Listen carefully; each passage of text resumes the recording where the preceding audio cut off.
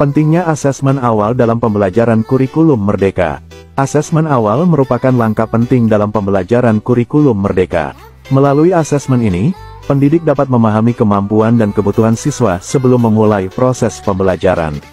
Dengan memetakan kompetensi, kekuatan, dan kelemahan siswa, pendidik dapat merancang pembelajaran yang sesuai dengan kebutuhan individu setiap siswa. Dalam video ini, kita akan menjelajahi tujuan dan jenis-jenis asesmen awal dalam konteks kurikulum merdeka.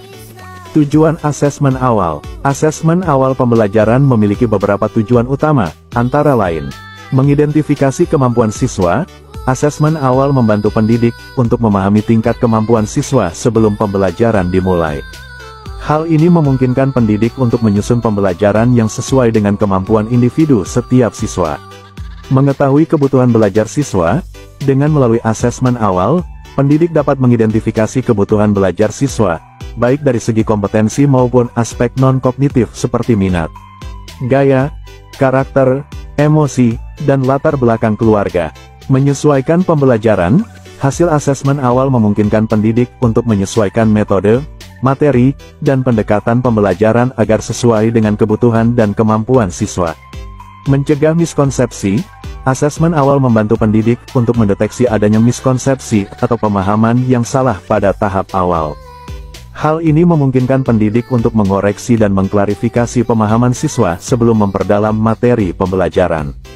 Jenis-jenis asesmen awal. Dalam kurikulum merdeka, terdapat beberapa jenis asesmen awal yang digunakan, antara lain, asesmen diagnostik kognitif. Asesmen ini dilakukan untuk mendiagnosis kemampuan dasar siswa dalam aspek kognitif atau potensi intelektual. Asesmen diagnostik kognitif dapat dilakukan secara rutin pada awal dan akhir pembelajaran, serta selama semester, membantu pendidik memetakan kemampuan siswa agar dapat menyesuaikan pembelajaran dengan baik. Asesmen diagnostik non-kognitif. Asesmen ini bertujuan untuk mengetahui minat, gaya, karakter, emosi, latar belakang keluarga, dan kegiatan belajar siswa di rumah. Aspek non-kognitif ini memainkan peran penting dalam pembelajaran, dan asesmen ini membantu pendidik untuk memahami siswa secara holistik.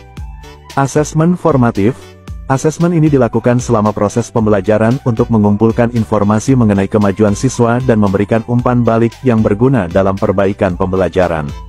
Asesmen formatif dapat berupa observasi, tugas, atau kegiatan kolaboratif dalam kelas. Asesmen sumatif.